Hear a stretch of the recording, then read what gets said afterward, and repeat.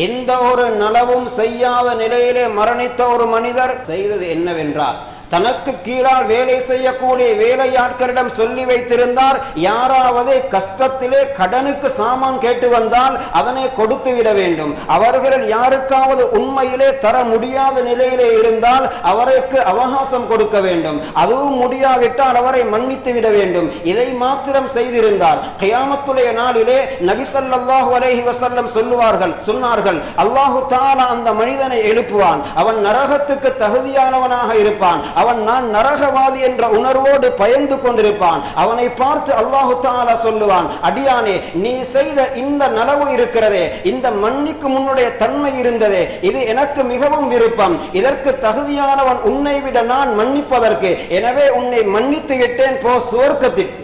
கஷ்டமான சில மனிதர்களுடைய கடன் சுமை என்ற அந்த தீங்கை நீக்குவதற்கு தனக்கு வழங்கப்பட்ட நியமத்தை பயன்படுத்தி